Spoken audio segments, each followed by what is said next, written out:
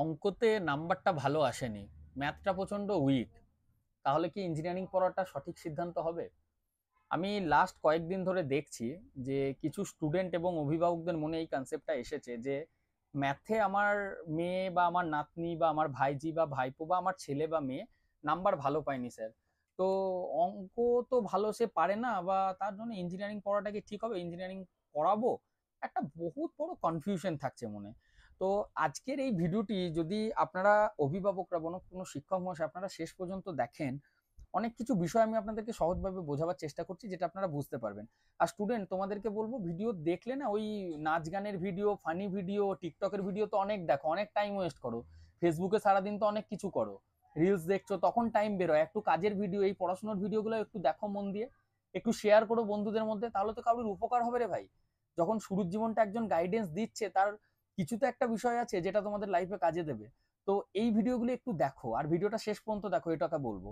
তো দেখো, ম্যাথের যে ব্যাপারটা তোমাদের থাকে না, এই ইঞ্জিনিয়ারিং পড়াশোনার সময় ম্যাথটা শুধুমাত্র ফার্স্ট ইয়ারে প্রয়োজন হয়। ফার্স্ট ইয়ার, ফার্স্ট সেমিস্টার আর সেকেন্ড সেমিস্টারে ম্যাথের ব্যাপারটা থাকে, সেটা ডিপ্লোমা বলো বা বিটেক বলো। তারপর ম্যাথের অত ইম্পর্টেন্স থাকে না।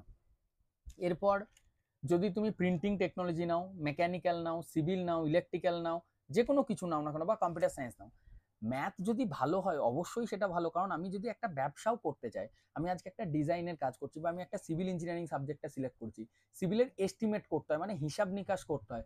আমি এই বাড়িটা তৈরি করব বা এই এই বিল্ডিংটা তৈরি করব, তো এই বিল্ডিংটা তৈরি করতে আমার কত টাকা খরচা হতে পারে, কতটা ইট লাগবে, তারপর কতটা স্কোয়ার ফুটের রুম লাগবে, এগুলোর জন্য তো একটা ম্যাথের মানে কনসেপ্ট থাকতে হবে। নাহলে কিভাবে তোমরা হিসাব নিকাশ করবে বলো তো? এটা একটা বড় ফ্যাক্ট। তো এই বিষয়টা মাথায় রাখবে। সেরকম ঠিকই মেকানিক্যাল পড়তে গেলেও কিন্তু ডিজাইন জানতে হবে, কম্পিউটার চালাতে জানতে হবে, বা আমি লেবারকে দিয়ে কাজ করাবো, আমি একটা ফেব্রিকেশন মানে ওয়েল্ডিং এর কাজ করছি, বা একটা জলের ট্যাঙ্কার তৈরি করছি, কত স্কোয়ার ফুটের রোলটাকে কাটবো, বা ওটা তো স্টিলের একটা প্লেট থাকে, সেই প্লেটটাকে কতটা করে কাটবো, একটা প্লেট থেকে কতটা প্রোডাক্ট তৈরি, এগুলোর জন্য বেসিক কনসেপ্ট তো লাগবে। যদি নিজের মধ্যে বিশ্বাস থাকে, তাহলে ম্যাথে নাম্বার কম পেয়েছো সেটা ম্যাটার নাই, তবু ডিপ্লোমাটা করতে পারো। কারণ অঙ্কটা নিয়েই সারাটা জীবন তোমাদের চলতে হবে এটা কোনো মানে নাই। মেনলি ইঞ্জিনিয়ারিং মানেই আমরা যেটা বুঝে থাকি, হয় 4 বছরের বিটেক, যেটা উচ্চ মাধ্যমিক ফিজিক্স কেমিস্ট্রি ম্যাথের পাস নাম্বার থাকলে বা 45% অ্যাভব নাম্বার থাকে, 60%-এর অ্যাভব নাম্বার থাকলেই করো, বেস্ট হয়। তার থেকে কম নাম্বারে ইঞ্জিনিয়ারিং পড়াটা আমি বলবো উচিত নয়। ডিপ্লোমার ক্ষেত্রে কি হয়, মাধ্যমিক পাস করলেই এখন ডিপ্লোমা পড়তে পারছে। তো অনেকেই বলবে যে স্যার মানে টেনে টুনে কোনো ক্রমে পাস করেছে তারাও ইঞ্জিনিয়ার তৈরি হচ্ছে, তাহলে ব্যাপারটা কি? আবার অপরদিকে এআইসিটি একটা নিয়ম করে দিয়েছে যে মাধ্যমিকে জাস্ট পাস নাম্বার থাকলেই তোমরা পড়তে পারবে, এটাও একটা ব্যাপার হয়ে গেছে। তো যাই হোক, কোয়ালিটির দিক দিয়ে একটু তো গভর্নমেন্ট ছাড় দিচ্ছে, তো তার জন্য হয়তো মানটা নেমে আসছে, কিন্তু তারপর আমি বলবো এমন কোনো ইঞ্জিনিয়ার বা এমন কোনো মানুষ নেই যে জীবনে বসে আছে। আর এই ইঞ্জিনিয়ারিং পড়াশোনার ব্যাপারটা কি বলতো, কনসেপ্ট বিল্ড আপ করার একটা পড়াশোনা। তুমি একটা মেকানিক্যাল ইঞ্জিনিয়ার সে সিভিলের বাড়িও তৈরি করে দিতে পারবে, একটা ইলেকট্রিক্যাল ইঞ্জিনিয়ার একটা সফটওয়্যার কোম্পানিতে কাজ করছে, কি করে করছে? তার নিজের ইন্টারেস্ট আর কনসেপ্ট বিল্ড আপ সে করতে পেরেছে।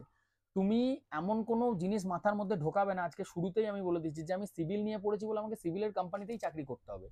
ইঞ্জিনিয়ারিংটা শুধুমাত্র একটা কনসেপ্ট বিল্ড আপের একটা ব্রিজ আপ কোর্স বলতে পারো। মানে একটা বিল্ডিং এ তুমি উঠতে চাইছো, সেই বিল্ডিং এ ওঠার জন্য দুটো রাস্তা, হয় লিফট নয় সিঁড়ি।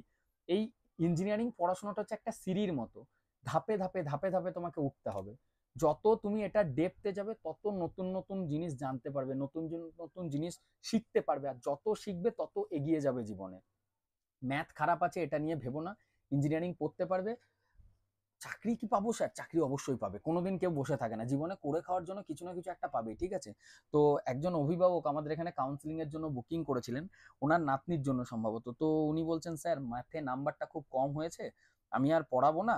অ্যাপ্লিকেশনটা ফিল আপ হয়ে গেছিল, ওনার অ্যাপ্লিকেশনটা ফিল আপ আমরা করে দিয়েছিলাম, তো এখন উনি পড়াতে চাইছেন। আমি মেনলি ভাবলাম যে শুধু উনি কেন, ওনার মতো তো আপনারা অনেক অভিভাবক আছেন, আপনারাও এই সেম কনসেপ্টটা ভাবতে পারেন যে ম্যাথে আমার ছেলের বা মেয়ের নাম্বার খারাপ আছে, স্টুডেন্ট তোমরাও পিছিয়ে যেতে পারো।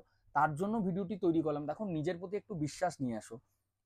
কোনো কারণবশত হয়তো তোমাদের মাধ্যমিক বা উচ্চ মাধ্যমিকের রেজাল্টটা খারাপ হয়েছে, বা অঙ্কে নাম্বারটা কম আছে, অঙ্ক তুমি বুঝতে পারছো না, অঙ্কটা নিয়ে সারা জীবন চলতে হবে না তোমাকে। শুধু ওই দুটো ইয়ার, ফার্স্ট সেম আর সেকেন্ড সেম, একটা বছর কাটাও, তারপর থার্ড সেম থেকে বিটেক বলো ডিপ্লোমা বলো নিজের ব্রাঞ্চে তোমরা ঢুকে যাবে, কোনো চিন্তা নেই। আর চাকরি পাওয়ার ক্ষেত্রেও অসুবিধা হয় না, ম্যাথ না জানলেও চাকরি পাওয়া সম্ভব। আমি নিজে ম্যাথে কাঁচা ছিলাম, অস্বীকার করবো না। দেখো, আমি কোনো ব্রিলিয়ান্ট স্টুডেন্ট ছিলাম না, একটা টাইম আমি পড়াশোনায় প্রচন্ড ফাঁকি মেরেছিলাম, আমি অস্বীকার করবো না, অন ক্যামেরাতে বলছি। মানে আমাকে আমার দিদি, আমার দাদারা, আমার বাবা মারা প্রচুর মারধর করেছে। এবং মানে তখন আমাদের টাইমে তো মার দিত, একদম সত্যি কথা, পড়াশোনা করবি না দরজা বন্ধ করে পিটিয়েছিল, দাঁত মুখ ভেঙে দিত। আজকে তোমাদের মারতে গেলে বাবা মারা একটু বকাঝকা করবে, গিয়ে দরজা লাগিয়ে দিচ্ছ, সুসাইড করতে যাচ্ছ, খাবো না আমি, বাড়ির জিনিসপত্র ভাঙচুর করছো, পড়বো না, বাড়ি থেকে চলে যাচ্ছ।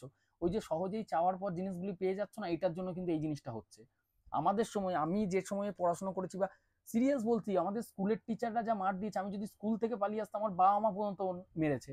মানে আমাদের জেনারেশনে যেটা, মানে ওই আমাদের 2010 2011 12তে যারা মাধ্যমিক উচ্চ মাধ্যমিক পাশ করেছে, তাদেরকে দেখো মার পড়েছে কলেজে স্কুলে সব জায়গায়। এখন স্কুলের শিক্ষক মহাশয়রা একটু যদি মানে কড়াভাবে শাসন করছে, উল্টো শিক্ষককে মারতে চলে যাচ্ছে, বন্দুক নিয়ে চলে যাচ্ছে স্কুলের মধ্যে। কত সময় তো মালদার একটা ঘটনা ঘটেছিল, বোম বন্দুক নিয়ে চলে গেছিল। তো মানে একটা জঘন্যতম শিক্ষার ব্যাপারটা, জঘন্যতম দিক দিয়ে যাচ্ছে। তো দেখো নিজেদেরকে সিরিয়াস করো, কে কি বললো না বললো সেই সব দিকে অত মাথা দিও না।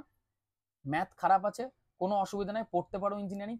প্রচুর এমন সাবজেক্ট আছে, যদি তুমি আজকে মেকানিক্যাল ইঞ্জিনিয়ার হও, মেকানিক্যাল ইঞ্জিনিয়ার হওয়ার পর আমি ধরে নিলাম আমি কোনো ডিজাইনে যাবো না, আমি প্রোডাকশনে থাকবো, মানে আমি মেশিন চালানো, কোয়ালিটি কন্ট্রোল ইঞ্জিনিয়ার, এই ধরনের চাকরিগুলো তো পাবে। রেল চালাতে গেলে না ম্যাথ লাগে না, ঠিক আছে? ম্যাথটা জাস্ট একটা কনসেপ্টটা যাতে তোমার ক্লিয়ার থাকে, অ্যাটলিস্ট নিজের হিসাব নিকাশটা যাতে করতে পারো, কিউসির রিপোর্টটা ভরার সময় যেন হিসাব করে বলতে পারো আমার এতগুলো এত ঘন্টা এতগুলো প্রোডাকশন হয়েছে, শুধু এইটুকুর জন্য দরকার।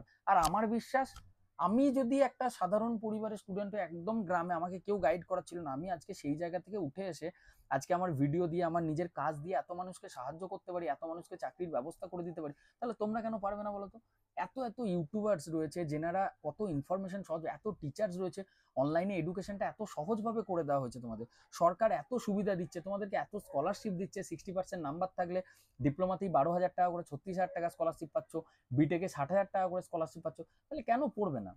ভাবো তো, এত সুযোগ সুবিধাগুলো কাজে লাগাও।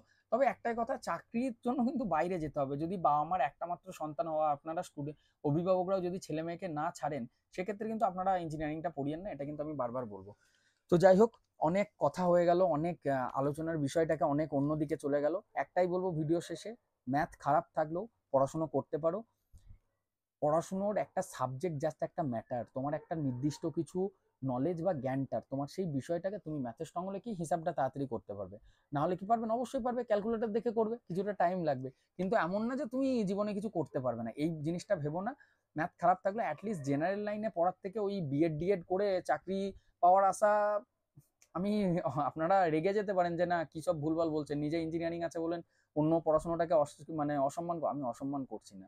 তো একটাই বলবো, পড়তে পারো, ভিডিওটা শেষ করছি, পড়ো, ইঞ্জিনিয়ারিং পড়ো, কিছু না কিছু জীবনে পাবে, টেকনিক্যাল জ্ঞান যদি রাখো, নিজে চাকরি না পেলেও নিজের একটা ব্যবসা কোথাও না কোথাও করতে পারবে, না হলে দেখবে লাস্টে একটা লেবার কন্ট্রাক্ট বা একটা কনসালটেন্সি, যেটাই হোক যেখান থেকে টাকা আসছে সেইটা যদি সৎ পথে করতে পারো, যে যে কাজটা করার জন্য তুমি সবাইকে সর্বসম্মুখে বলতে পারবে যে হ্যাঁ আমি এই কাজটা করি, আর এই কাজটা করে আমার সংসারের পাশে আমি দাঁড়াতে পারি, আমার পরিবারের পাশে দাঁড়াচ্ছি, আমার ছোট ভাইটার পড়াশোনার দায়িত্ব নিচ্ছি, আমার বোনের পড়াশোনার দায়িত্ব নিচ্ছি, আমার দিদির বিয়েটা আমার উপার্জন করা টাকা থেকে দিতে পারছি, আমার বাবার জামা প্যান্টটা কিনে দিতে পারছি আমার উপার্জন করা টাকা থেকে, সেই সেই কাজটা খারাপ না, এটা জেনে রাখো।